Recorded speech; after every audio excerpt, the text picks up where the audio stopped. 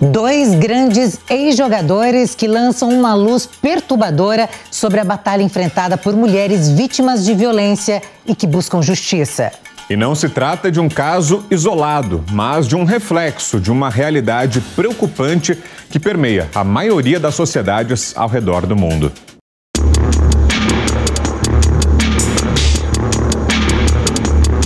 Conhecido pelas pedaladas, o menino da Vila, Robson de Souza, o Robinho, tornou-se um dos atacantes brasileiros mais celebrados dos anos 2000.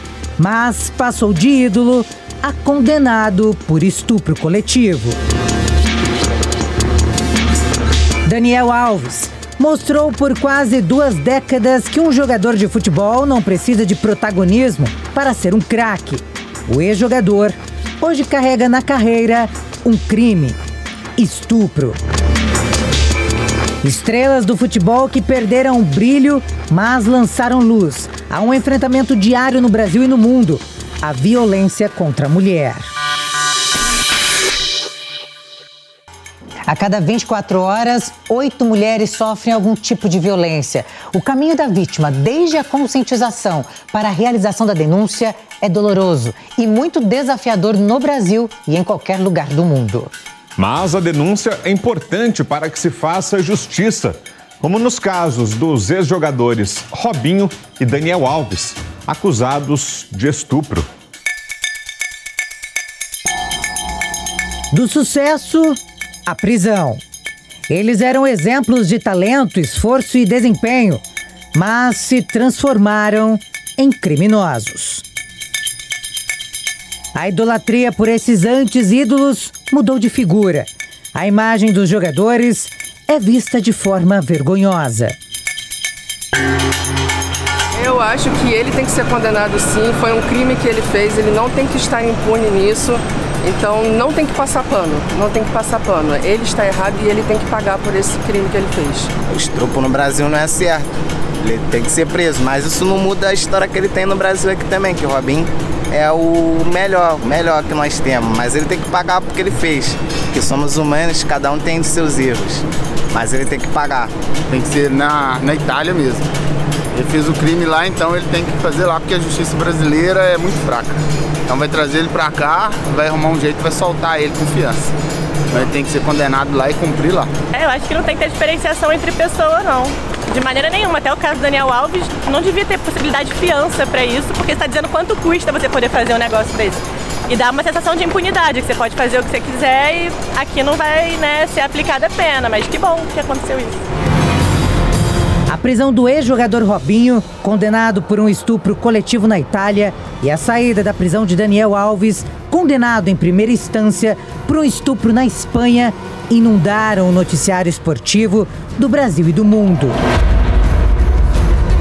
Para analistas entrevistados pelo documento Jovem Pan, os 2 casos emblemáticos não são apenas pela fama dos ex-jogadores, mas a real responsabilização de jogadores por crimes e atos de machismo.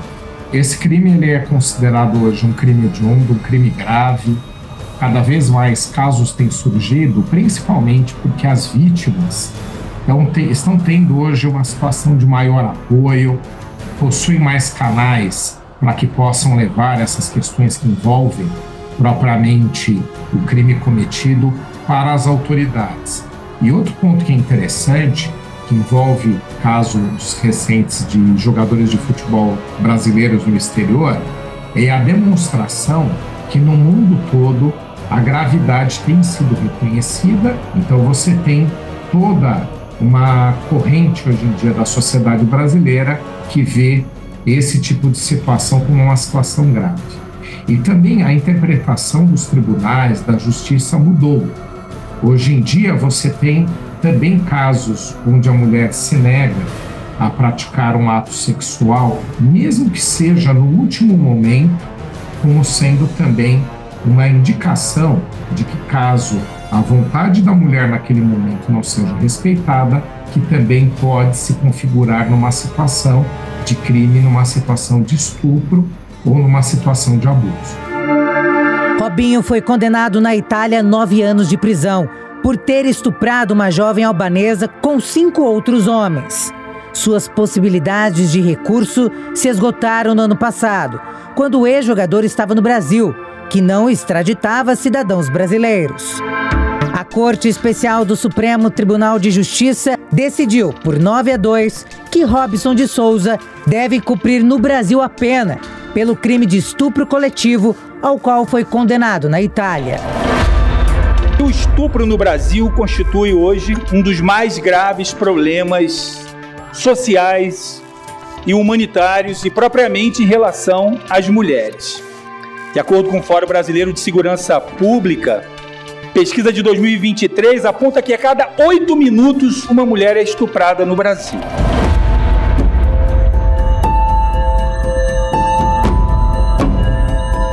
Porque cria impacto nos dias de hoje, e acho que não há um que discorde disso, a necessidade de se amparar o direito das mulheres.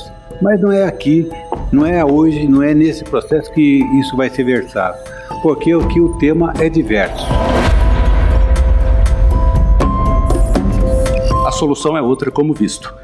E, portanto, não se pode, e é exatamente isso que a lei buscou impedir, permitir a impunidade do brasileiro que cometeu o crime no exterior simplesmente porque o Brasil não o extradita. Ele conta com 17 laudas, mas que pouco podem contribuir para o resultado do julgamento e para os fundamentos já trazidos. Os ministros do STJ não examinaram as provas e o mérito da decisão da Justiça italiana, mas julgaram se foram preenchidos todos os requisitos legais para que a pena de prisão seja cumprida no Brasil, conforme requerido pela Itália. Eu acho que é interessante aqui para a nossa análise falar dos efeitos da decisão que ele tomou em relação ao crime que ele praticou, até porque ele já foi condenado, né? O que acontece? Se ele estivesse ainda na Itália, quando houve a decisão da prisão, ele nem sairia de lá, nem poderia sair nem para nenhum país, estaria cumprindo pena lá. Ao vir ao Brasil, como ele é brasileiro, a justiça italiana não tinha como levá-lo para cumprir a pena lá, porque o Brasil ele não extradita próprios nacionais, que é o caso aí. A Itália até pediu a extradição do Robinho para ser entregue pelas autoridades brasileiras às italianas, para que ele cumprisse a pena lá. E o Brasil, por uma determinação da Constituição, não pode extraditar nenhum brasileiro nato, então não pôde entregar. E aí a justiça italiana tomou uma decisão que inclusive é importante para toda a justiça brasileira, uma inovação. Pediu que então ele cumprisse a pena no Brasil.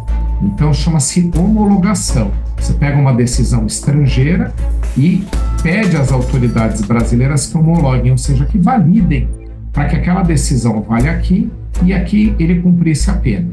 E por que é inovador? Porque nós não temos decisões anteriores no sentido de aceitar esse tipo de prática. E no caso do Robinho, houve essa aceitação, houve essa homologação no Superior Tribunal de Justiça. Então, não é só importante por conta dele ser responsabilizado pela condenação que recebeu. É importante até mesmo para casos futuros. Então, imagine só, né, se você tiver casos futuros onde brasileiros pratiquem crimes no exterior e voltem para o Brasil para que se proteger para não cumprir a pena no exterior, que seria o que aconteceria no caso do Robinho. Vindo para cá, ele não cumpriria e não vai cumprir pena lá. Agora, a grande novidade, e é importante que a gente tenha, inclusive para a proteção dos direitos das mulheres, é de que, a partir de agora, a justiça brasileira começa a analisar a possibilidade de, então, já que não podemos entregar brasileiro para cumprir pena fora, para que ele cumpra aquela pena aqui no nosso território. De 2022 para cá, Robinho manteve uma rotina normal na Baixada Santista. Participou de uma Copa de Futevôlei e esteve em uma confraternização do elenco do Santos Futebol Clube. E durante uma de suas aparições na praia, um grupo formado por mulheres e homens pediu a prisão do ex-atacante.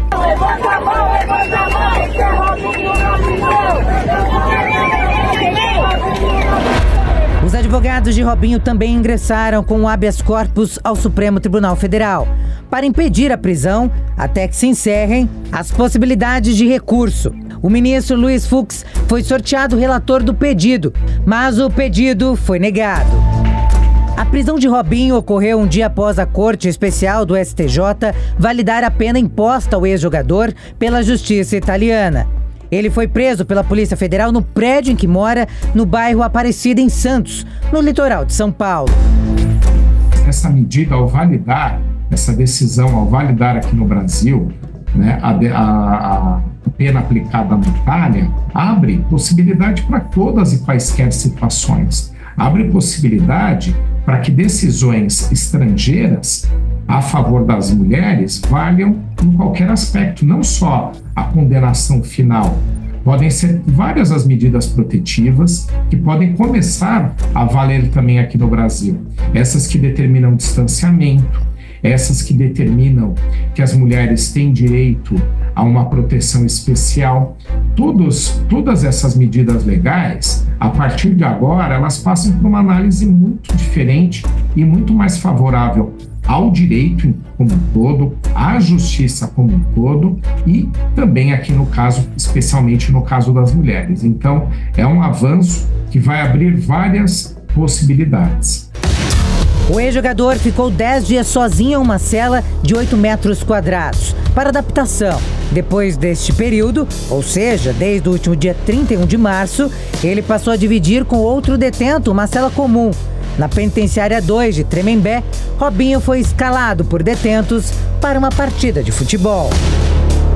De acordo com a Secretaria da Administração Penitenciária, o ex-jogador poderá participar, além dos jogos de futebol, oficinas de teatro, aulas de inglês, ações religiosas e sessões de filmes, seguidas de comentários. Onde Robinho cumpre pena é conhecido como Presídio dos Famosos. No local há detentos de outros casos de repercussão, como Alexandre Nardoni, condenado pela morte da filha Isabela, Christian Cravinhos, preso pelo assassinato do casal Richthofen, Lindenberg Alves, que matou Eloá Pimentel, Gil Rugai, condenado pela morte do pai e da madrasta. O crime de violência sexual coletiva pelo qual Robinho acabou condenado aconteceu em 2013, quando Robinho era um dos principais jogadores do Milan, clube de Milão, na Itália. Robinho foi condenado após ter estuprado, junto com outros 5 homens, uma mulher albanesa, em uma boate em Milão. A vítima, inclusive, estava inconsciente, devido ao grande consumo de álcool. Os condenados alegam que a relação foi consensual. Mas existem áudios em que Robinho confessa sexo com a vítima que foram reproduzidos em julgamento. As gravações feitas a partir de interceptações telefônicas de Robinho constam nos autos do processo julgado na Itália. Na transcrição, o ex-jogador conta detalhes explícitos do crime e debocha da situação da vítima no dia em que o estupro ocorreu. Por isso que eu estou rindo. Eu não estou nem aí. A mina estava extremamente embriagada. Não sabe nem quem que eu sou. Em outro momento, o áudio de Jairo, amigo de Robinho, confirma o que aconteceu naquela noite. A coisa não é básica, não. Nem baixa. Estupro. Aquilo é estupro que aconteceu. Em meio a todo o processo veio algo que chamou a atenção no esporte. Uma cobrança por um posicionamento de clubes, entidades e personalidades esportivas. Inicialmente, a única dirigente que havia comentado os casos de Robinho e Daniel Alves havia sido Leila Pereira, presidente do Palmeiras e chefe da delegação da seleção brasileira. Primeira mulher a ocupar o cargo, ela deu fortes declarações à imprensa e cobrou uma punição severa de crimes contra as mulheres. O técnico da seleção brasileira, Dorival Júnior, durante uma coletiva de imprensa em Londres, comentou sobre a condenação do ex-jogador Robinho, com quem trabalhou no Santos em 2010, em um ano marcado pelos títulos do clube alvinegro no Campeonato Paulista e na Copa do Brasil. Como treinador da seleção, eu tenho a obrigação de me manifestar. Primeiro, eu acho que é uma situação muito delicada. O Robinho foi meu atleta, uma pessoa fantástica, um profissional desses, dentro da nossa convivência, acima da média. Não tive a oportunidade de trabalhar com o Daniel, porém, a história dele dentro do futebol, acho que todos nós conhecemos. Eu acho que se houve realmente e comprovado algum tipo de crime, ele tem que ser penalizado. Por mais que doa no meu coração falar isso a respeito de uma pessoa com quem eu sempre tive um convívio excepcional. Mas eu olho muito mais pelas vítimas, pelas famílias, assim como por suas famílias também. O capitão da seleção brasileira refletiu sobre o machismo na sociedade e o papel dos jogadores em serem exemplos para os mais jovens. Eu entendo que na minha posição, principalmente hoje como um dos jogadores, o jogador de mais tempo dentro da seleção brasileira hoje, exercendo o papel que eu exerço, é importante que eu fale. Eu acho que dentro de uma amplitude do tema, eu acho sim que é necessário passar por uma conscientização, e aqui fica o meu convite já falando aqui para o Rodrigo, já está aqui o Rodrigo também, uma conscientização que parte dentro da seleção brasileira, das categorias de base, do futebol brasileiro também, passando pelas categorias de base, mas também gostaria de fazer a reflexão de que a gente não faça o julgamento de que isso acontece só no futebol. Eu acho que é um reflexo da nossa sociedade, ela vem se espelhar no futebol. Eu acredito que nós, enquanto atletas de alto nível, temos que entender qual o lugar que a gente ocupa, qual que é o nosso papel, entender que as nossas ações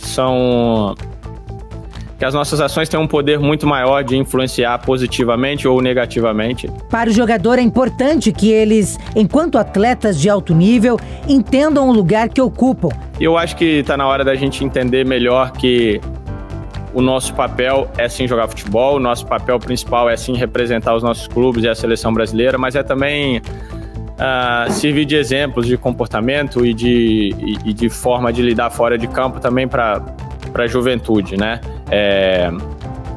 Eu procuro muitas vezes me dissociar da figura como jogador de futebol, porque a vida continua. Ser jogador de futebol é uma parte da minha vida, eu tenho uma outra parcela de vida que também é importante. E dentro dessa parcela cabe aprendizado, cabe um crescimento pessoal, que é isso que eu busco. O ex-jogador Diney posicionou-se em relação aos casos de Robinho e Daniel Alves.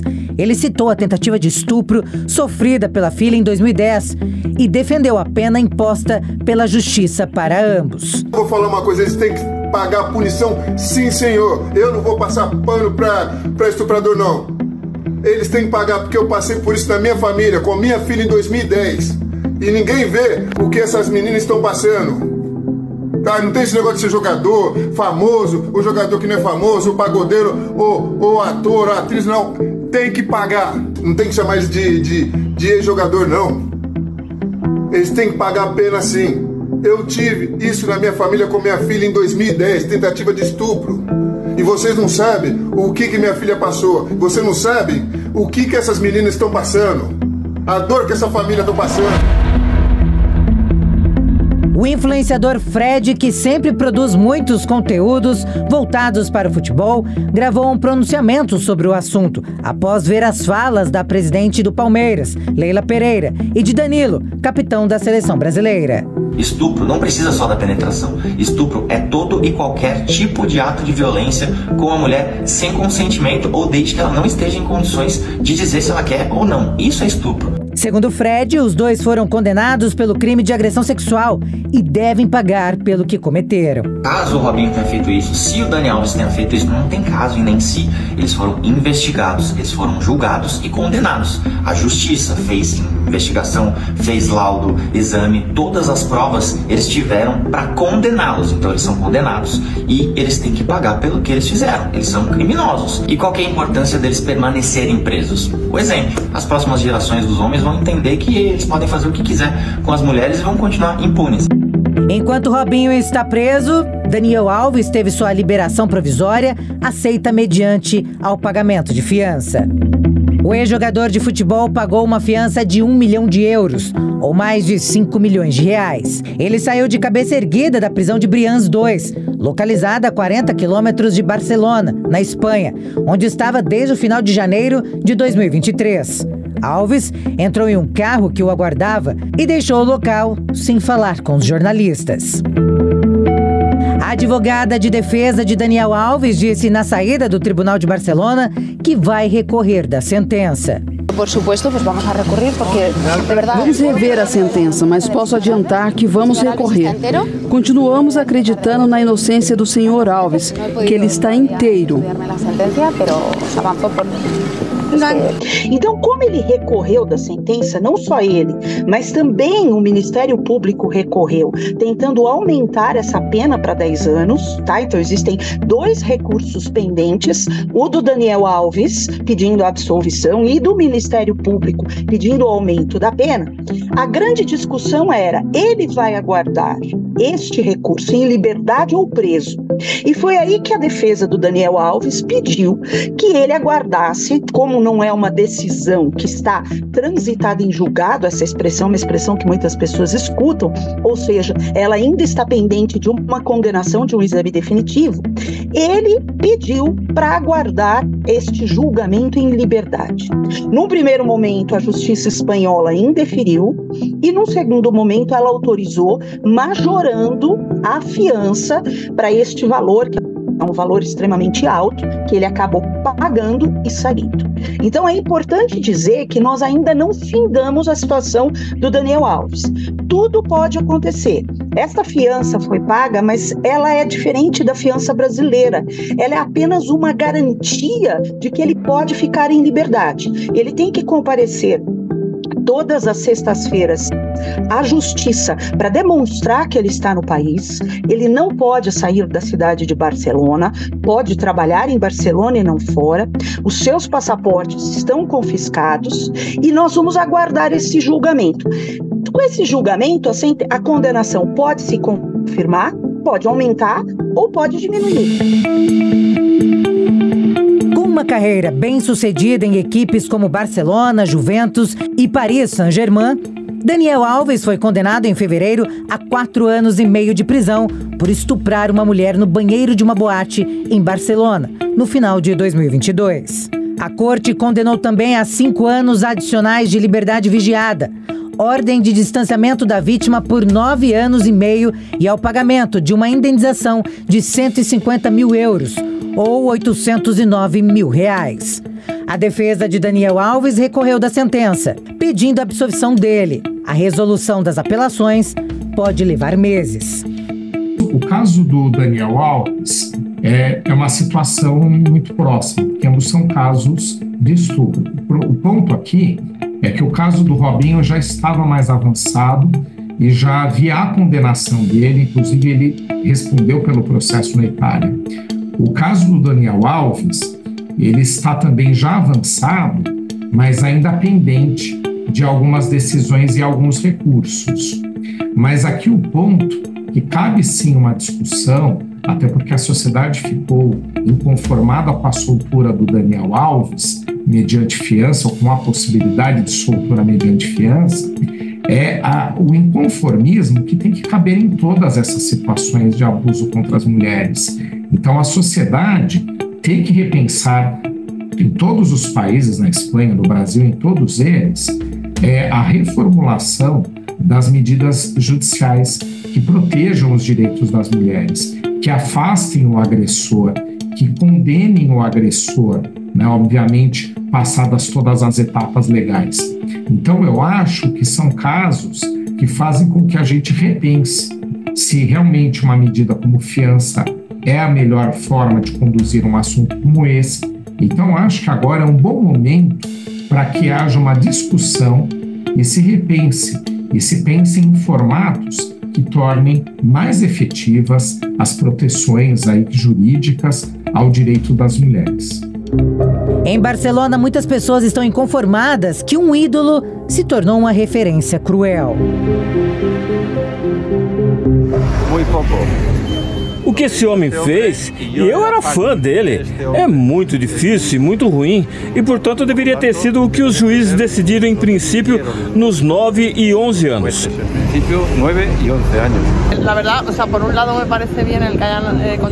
Por um lado, acho que é bom que tenham condenado alguém que é famoso, porque parece que as celebridades são um pouco intocáveis pelo fato de terem dinheiro. Simplesmente porque ele pagou, não me parece certo. Se ela não consentisse ter um relacionamento com ele, então ele deveria ter respeitado isso. E então não acho certo que tenham reduzido sua pena. Pues debería de haberlo respetado, ¿no? Entonces no me parece bien que le hayan rebajado la pena por ese motivo.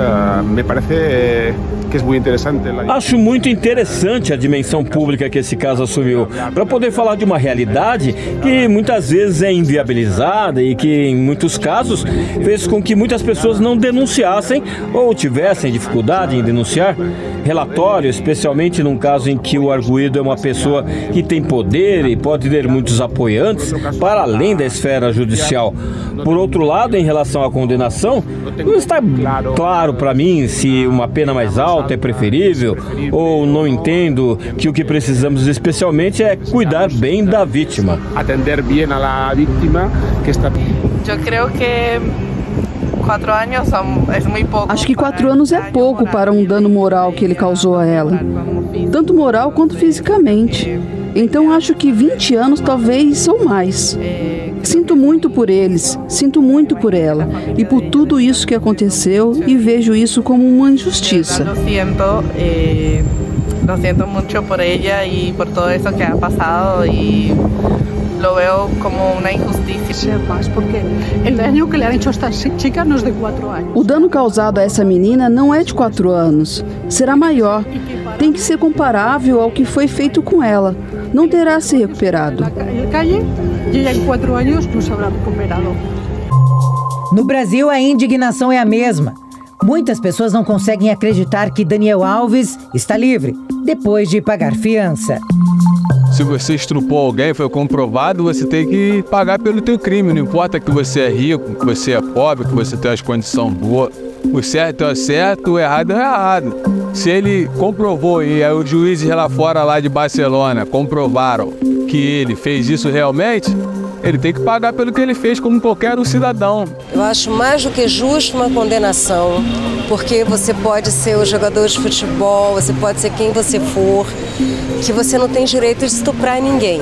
Não é porque você é famoso, rico, ou seja lá o que for, que você vai estuprar. Tá? Não é não.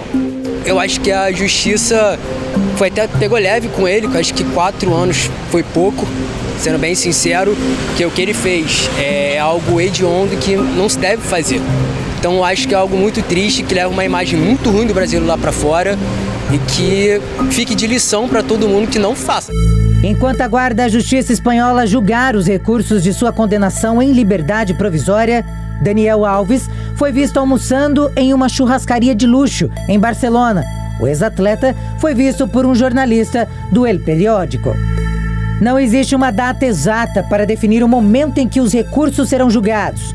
Mas, de acordo com o jornal espanhol, o brasileiro poderá ficar cerca de 1 ano aguardando em liberdade. Tem uma forma, lá no caso da Espanha, a reformulação da lei. O Daniel Alves, ele atendeu os requisitos da lei para conseguir o direito de fiança. Então, entra no ponto, num dos pontos que eu tinha abordado, de que a justiça, a legislação, ela tem que ser revista, mesmo em países muito avançados, como é o caso da Espanha.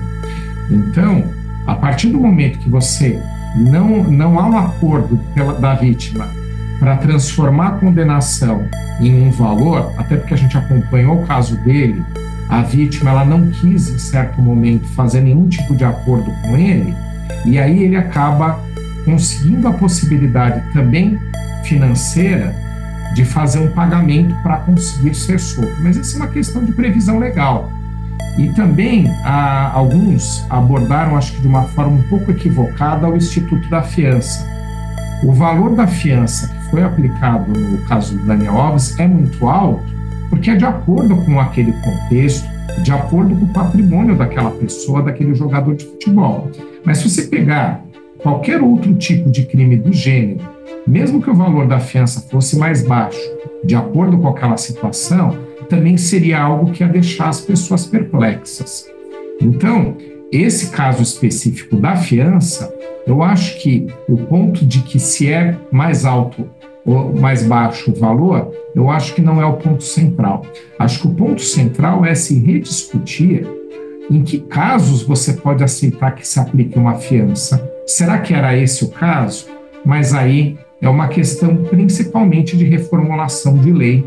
Então, o legislativo, o poder legislativo da Espanha tem que fazer uma reflexão se aceitar fiança naquele tipo de situação atende especificamente às questões da vítima, obviamente o direito de defesa das pessoas, o devido processo legal, mas se para aquela situação seria a melhor ferramenta, porque é uma questão de reformulação da lei mais do que qualquer outra coisa.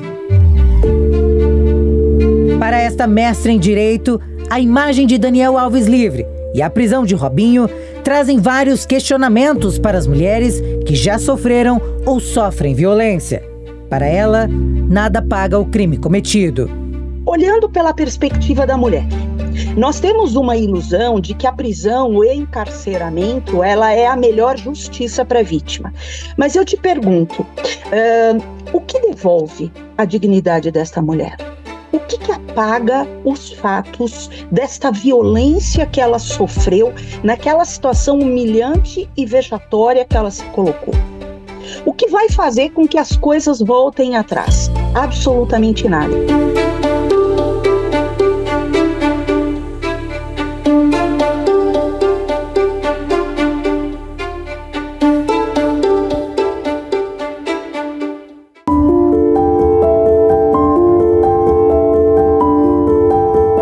Que vem à tona também depois das condenações de Robinho e Daniel Alves é o que os clubes do Brasil têm feito internamente para conscientizar os seus atletas sobre a violência contra a mulher e tentar impedir que surjam novos casos, como os protagonizados pelo atacante e o lateral direito.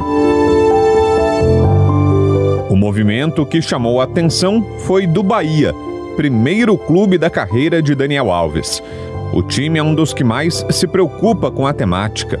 A instituição baiana faz um trabalho especificamente voltado à formação de jovens atletas e à conscientização de colaboradores a respeito da violência contra a mulher. A novinha pode ter a idade que for, dando mole pra mim. Mulher minha não se arruma pra sair sozinha. Em um post nas redes sociais, o Esporte Clube Bahia levanta sua voz contra a cultura do estupro e convida o mundo do futebol a ingressar nesse debate. Faz parte do cotidiano das pessoas e elas praticam sexismo, machismo, mesmo sem perceber, né? Um homem, ele tem essas condutas no dia a dia, até as mulheres também, sem perceber que ele está tendo uma conduta machista. E ele leva isso para o relacionamento dele, ele leva isso para a criação das filhas, dos filhos, para a constituição da família dele. Então é óbvio que a gente tem que combater esse machismo estrutural, se a gente pode dizer assim, né? E através de educação.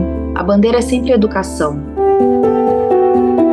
Para as autoridades, é inegável que é preciso avançar em direção à implementação de medidas para o combate à violência sexual e a atenção às vítimas que não se confundam com a criminalização e a punição com prisão dos agressores. Ou seja, desfazer a ideia de que política criminal equivale à aplicação da lei penal. A sociedade, todos nós que integramos o sistema de justiça criminal, reconhecemos a urgência de adotar estratégias eficazes para enfrentar a violência sexual e assegurar que vítimas recebam o apoio necessário. Mas é crucial entender que o combate à violência sexual vai muito além da simples aplicação da lei penal. Embora seja fundamental responsabilizar criminalmente os agressores, uma abordagem exclusivamente centrada na criminalização e na punição através da prisão não aborda as raízes profundas desta problemática. Para verdadeiramente enfrentarmos a violência sexual é essencial implementarmos medidas preventivas, educativas e de apoio às vítimas, incluindo programas de conscientização, educação sexual, acesso a serviços de saúde mental e suporte jurídico. Além disso, é importante desafiar a cultura que normaliza a violência sexual e promover a igualdade de gênero em todos os níveis da sociedade, ao adotar uma abordagem desta multifacetada, nós, autoridades do sistema de justiça, efetivamente podemos combater a violência sexual e promover uma mudança significativa em direção a uma sociedade mais segura e mais justa para todos. Os casos são exemplos extremos de uma cultura machista e abusiva ainda muito presente no futebol. Com toda certeza, não só na nossa sociedade, infelizmente essa cultura é uma cultura mundial. É a cultura do patriarcado, a cultura do machismo, a cultura do sexismo, a cultura de que a mulher ela é um objeto para satisfazer a lascívia sexual masculina, a cultura de que se a mulher é bonita, se ela está num ambiente como uma boate, que ela deve ser submetida a algum tipo de agressão, porque a vontade dela deve ser diminuída. Então é uma típica cultura patriarcal que não se justifica mais no século XXI. As legislações de todo o planeta já caminharam para coibir esse comportamento. Você veja que são 2 jogadores que nem mesmo o poder do dinheiro conseguiu impedir que essas sentenças viessem. Então, é um avanço comparado ao que nós tínhamos décadas atrás, mas, infelizmente, esta cultura do patriarcado, essa cultura de que o corpo da mulher ele pode ser utilizado e descartado a bel prazer dos olhares masculinos, infelizmente é uma cultura que cresce ainda assustadoramente. E curioso dizer isso também, determinadas pessoas acham que pelo poder que tem, pela influência de um nome que tenha e pelo dinheiro que possuem, que elas estão ainda mais autorizadas a fazer esse tipo de comportamento, porque elas acreditam na impunidade. Daí a importância de que a gente lute e que esses casos, ainda que não sejam exemplares, como eu te disse, nada vai restituir a dignidade e a humilhação desta vítima, mas eles são exemplares no sentido de mostrar a estes homens que ou eles se adequam a uma mudança de perfil ou realmente eles serão submetidos a processos e condenações judiciais. Em 2023, o número de casos de estupro e estupro de vulnerável teve um crescimento de 14,9% em relação ao mesmo período do ano passado. Foram 34 mil casos, o que significa que a cada 8 minutos, uma menina ou mulher foi estuprada entre janeiro e junho no Brasil, o maior da série histórica iniciada em 2019. É importante dizer que esses crimes de conteúdo sexual, principalmente o estupro, eles são crimes que têm por característica serem praticados numa clandestinidade. Então, normalmente, ninguém assiste. É o agressor ou os agressores, quando a gente fala de um estupro coletivo, e a vítima. Então, não há testemunhas. Nós temos 2 palavras envolvidas. Entre a palavra do agressor e a palavra da vítima, é natural que todo o sistema penal, isso não somente no Brasil, mas na Espanha também é assim, em outros lugares é assim, a palavra da vítima, ela deve prevalecer sobre a data do agressor, porque é natural que ele vai negar a conduta, se houver a prova da relação sexual, ele vai querer deturpar a realidade, dizer que essa relação foi consentida. Então, na verdade, existe sim uma recomendação de que a palavra da vítima tenha valor. Agora, entre a lei e a realidade, nós temos um oásis, né? Infelizmente, as coisas são assim na prática. E ainda é comum que essas vítimas, às vezes, no momento de dar o seu depoimento, no momento de comparecer à autoridade policial, e às vezes até mesmo em juízo, que elas sejam diminuídas, que elas sejam desvalorizadas e que elas sejam humilhadas. Aqui no Brasil, nós temos um protocolo que se chama Protocolo para Julgamentos com Perspectiva de Gênero, que foi editado pelo CNJ e se tornou obrigatória no ano passado para toda a magistratura, para todos os juízes do Brasil. E nesse protocolo, uma das recomendações que se faz é tratar a vítima destes crimes sexuais com absoluto respeito, dando credibilidade à sua palavra, porque este é um olhar com perspectiva de gênero. Mês passado, essa cena repercutiu no país inteiro. Vítima de importunação sexual dentro de um elevador comercial em Fortaleza é a nutricionista Larissa Duarte Aguiar, de 25 anos. Quando repercutiu, no dia que aconteceu, eu estava muito chateada, muito triste, muito triste realmente com essa situação. E aí eu quis desabafar e acabei postando nos meus amigos próximos das minhas redes sociais, como forma mesmo de desabafo, de comentar ali com as pessoas que são próximas da minha vida. E assim, em alguma situação houve uma gravação de tela e aí mais de um mês depois viralizou esse vídeo. Então assim, eu não estava esperando por essa exposição, foi algo assim também muito rápido, aconteceu no mesmo dia foi para âmbito nacional. Então eu não estava esperando. E acabou que, como nessa gravação de tela, como tinha o meu nome nas redes sociais, muitas mulheres vieram a me procurar nas redes sociais e mandaram mensagens de apoio. Então, assim, eu recebi assim, diversas mensagens, diversos relatos de mulheres que passaram por situações parecidas ou até piores e que não denunciaram. Então, assim, com esses relatos, eu também tive uma força e tive uma coragem realmente de me expor, de falar sobre esse assunto que é um assunto que, infelizmente, ainda tem muito, né, que se falar, que se gritar. Então, assim, muitas mulheres colocaram em mim uma representatividade. Então, realmente, vesti a camisa e estou, né, representando e grata, realmente feliz por representar tantas mulheres que não conseguiram e não tiveram voz desse assunto tão delicado. A nutricionista conta que chamou o elevador ainda no térreo do edifício e que, na sequência, o suspeito entrou, junto com ela. Eu tinha finalizado os meus atendimentos pelo turno da manhã, e aí eu peguei o segundo elevador, que no caso seria para ir para o estacionamento. Então foi do térreo para o subsolo 1, foi um andar. Eu estava esperando já o elevador, entrei no elevador e logo em seguida ele entrou. Assim, ele entrou assim logo em seguida, ele não estava esperando. E aí quando eu entrei, eu apertei o andar que eu queria ir, que foi o subsolo 1. E aí quando eu saí, ele não apertou nada, nenhum andar. Quando eu saí, ele foi e apalpou as minhas nádegas. Só deixando assim bem ênfase também que não teve nenhum cumprimento, não teve nenhum oi, nenhum bom dia, nenhum tchau. Realmente eu entrei calada e saí calada também. Ela chegou a chutar a porta do elevador e pedir socorro. Primeiro eu fiquei sem acreditar, né? Porque eu estava em um prédio comercial, era um local que eu era acostumada a ir, a frequentar, e tinha câmeras, né? Câmeras, segurança, então era um canto que eu me sentia segura.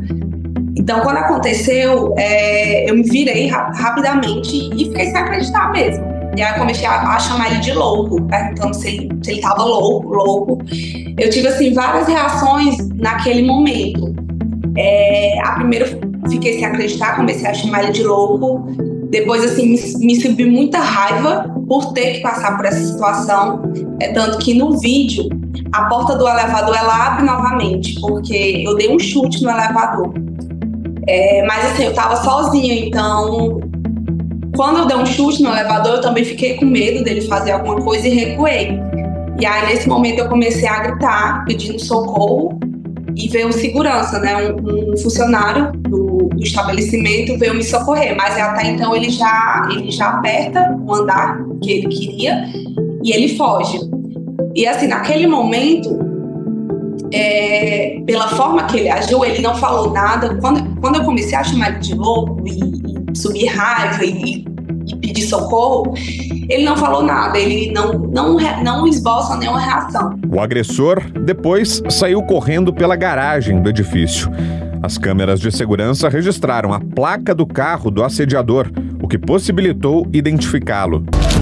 Então, naquele momento, eu vi também que eu não tinha sido a primeira vítima e nem seria a última vítima, porque a forma que ele agiu foi muita frieza, foi muita naturalidade. E assim, no mesmo dia, eu fui na delegacia e abri um boletim de ocorrência, né? Assim, eu tive amigos que me apoiaram, meu noivo me apoiou. E aí, no mesmo dia, eu fui na delegacia e fiz a denúncia contra ele. O abusador é Israel Leal Bandeira, consultor em uma empresa de investimento. Em nota, a M7 Investimentos informou que o assediador foi afastado de imediato e em definitivo. Ele também já foi indiciado pela Polícia Civil e denunciado pelo Ministério Público do Ceará. Hoje, né, na verdade, recente, ele realmente, a justiça, ela aceitou a denúncia, então ele está sendo considerado como réu de um processo de crime de importunação sexual. E assim, então agora resta realmente a justiça ser feita, né? Eu acredito que ela está andando, ainda é um processo muito lento, mas eu vejo que ainda que a justiça está andando. O meu advogado pediu o pedido, né, de prisão preventiva. Não só o advogado, mas também a delegacia pediu a prisão preventiva, o Ministério Público também concedeu a prisão preventiva e cabe agora o Poder Judiciário fazer algo. Se eles vão acatar, se vão analisar ou não. Então hoje a gente está esperando realmente o Poder Judiciário fazer algo. Ela espera por justiça e não consegue acreditar que em pleno século XXI as mulheres não consigam viver em paz. O meu recado para todas as mulheres é que elas não se calem, que elas procurem justiça, que uma dê as mãos às outras. Então, se alguma souber de algum caso contra outra mulher, que ela ajude, que ela dê o apoio, que ela dê força. E que nós, mulheres, somos fortes, somos guerreiras e não devemos naturalizar, normalizar e deixar que uma situação dessa fique impune. Então, assim, eu sei que a justiça ainda é muito falha, mas devemos fazer o nosso papel, que é denunciar. Então, eu acho que juntas somos mais fortes. Então, quando outra grita, outra também vai procurar a justiça. É tanto que, no meu caso, quando aconteceu, surgiu mais 2 vítimas dessa mesma pessoa. Então, através do meu caso, elas tiveram coragem de realmente denunciar. Então, que toda mulher veja que um caso como esse não vai ser a última, não será a última a mulher que vai passar por essa situação. Então, assim, pensa realmente como justiça para outra mulher, outra vítima que possa vir a acontecer. Esquecer o que passou será uma tarefa difícil para Larissa, assim como para outras mulheres vítimas de abusadores. Em geral, a mulher se sente culpada. Vem uma culpa até inconsciente. Não, eu não devia estar lá. O que eu estava fazendo? Por que eu fui fazer isso? Por que eu não consegui me defender? Será que eu provoquei ou não? Tem uma coisa até inconsciente de será que eu provoquei alguma coisa sem perceber e o outro me atacou por isso? Então, a gente precisa trabalhar muito em terapia. Toda mulher que for abusada, ou homem que também sofre abuso emocional, abuso psicológico, enfim, tem que tratar em terapia isso para tirar o trauma, porque fica um trauma muito grande. A gente vai lidar com a culpa, vai eliminar, diminuir essa culpa, que é a pior coisa que acontece. A violência contra a mulher geralmente é associada a casos de agressão física, porém muitas pessoas não sabem que existem outros tipos de violência. A violência contra a mulher é frequentemente associada a casos de agressão física, mas é muito importante que a gente ressalte que existem outros tipos de violência igualmente maléficos, igualmente covardes e perturbadores. Além da violência física, há também a violência psicológica, que se manifesta por meio de ameaças, humilhações, perseguições, controle emocional, que deixam marcas profundas na saúde mental dessa vítima. E a violência patrimonial ocorre quando a mulher tem seus bens materiais, financeiros, controlados ou até mesmo destruídos pelo agressor e que limita a sua autonomia e liberdade financeira. A violência moral envolve crimes contra a honra, como difamação, calúnia e injúria, visando diminuir a autoestima e principalmente diminuir a reputação da vítima. Existem formas de agressão tão ou mais cruéis, que não são perceptíveis aos olhos de outras pessoas, mas que ferem profundamente a autoestima e a dignidade das vítimas. tem que fazer uma psicoterapia, assim, imediatamente, o mais rápido possível. Primeira coisa, falar. Não passar por isso e ficar quieta, não deixar consigo mesmo. É preciso pôr para fora, é preciso falar com alguém que confie, né? Vai procurar um profissional, vai tratar. Não guarda para si, não sinta vergonha e fica falando, não vou contar porque vão me julgar. Não precisa contar para todo mundo, conta para um profissional que vai saber lidar com isso, vai saber acolher e trabalhar com a questão.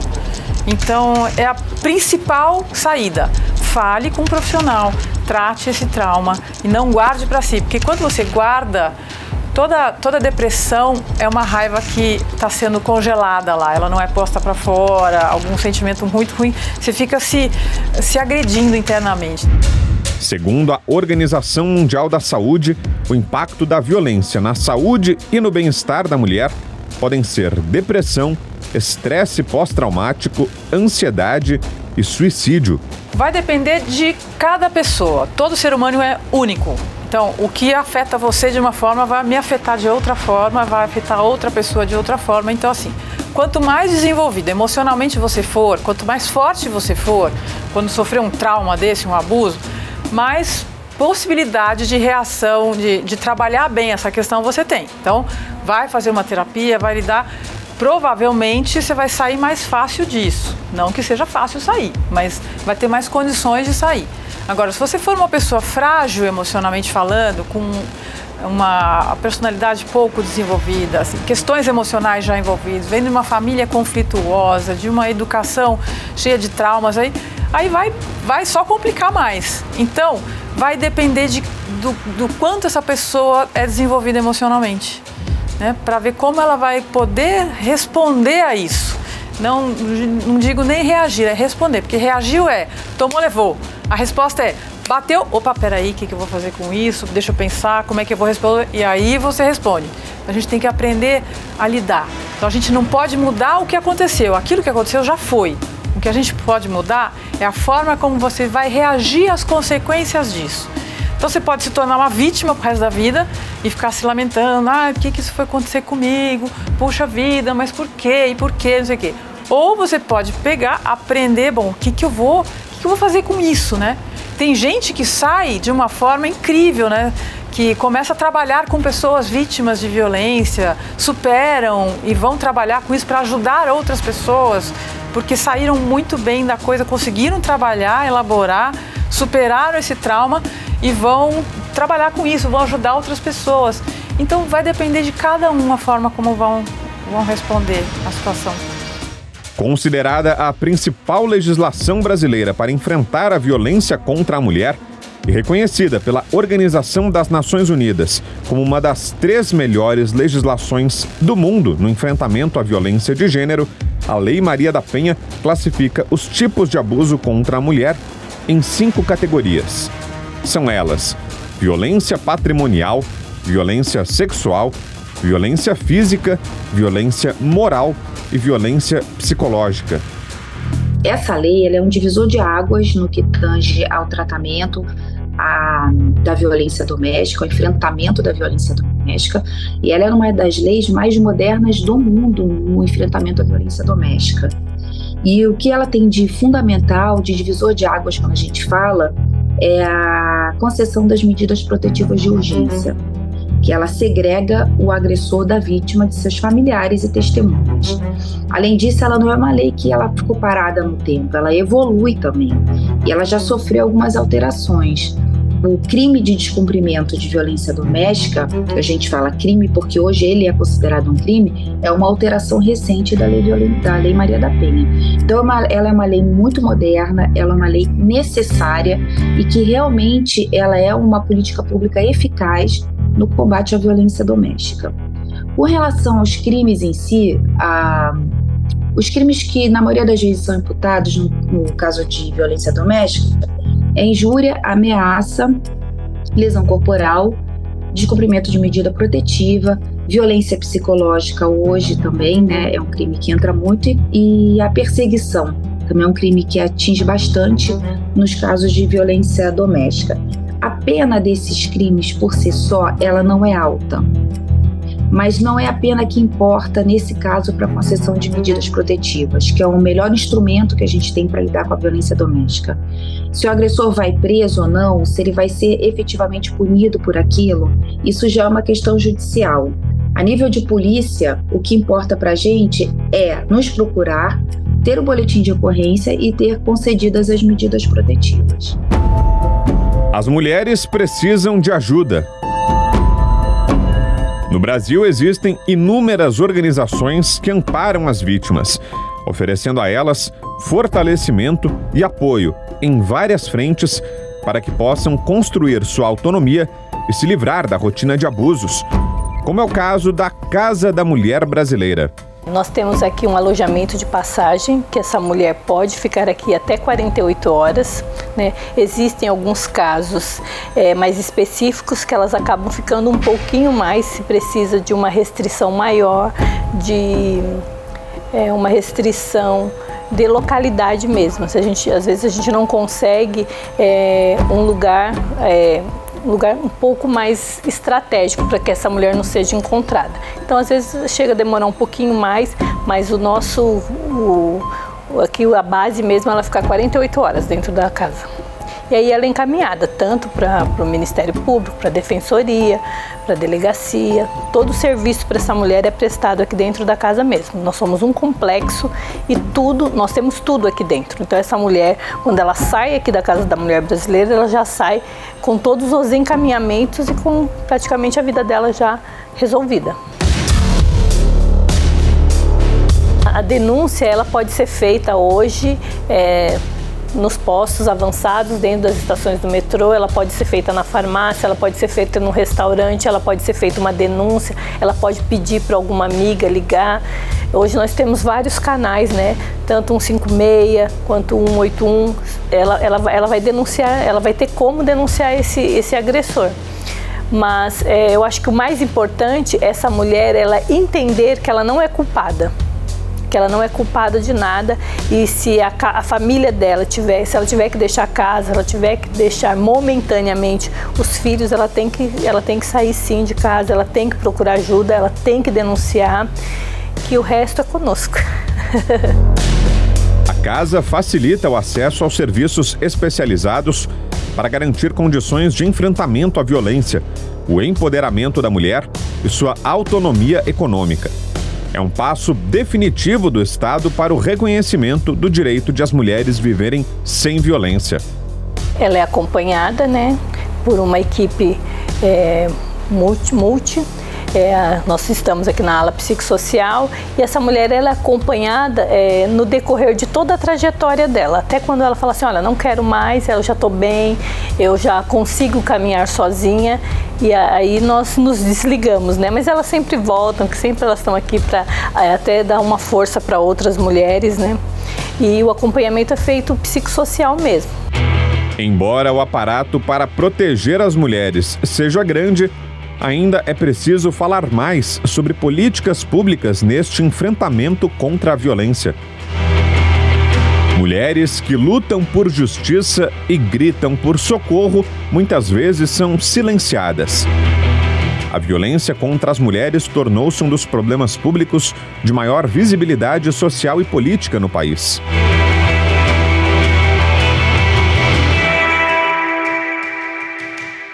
E o documento Jovem Pan de hoje fica por aqui. Você pode rever o programa no canal do YouTube da Jovem Pan. E não esqueça, tem o aplicativo Panflix para você acompanhar toda a programação da TV Jovem Pan. Um ótimo fim de semana para você, ótima noite, até mais. Uma boa noite, obrigado pela companhia. Tchau, tchau.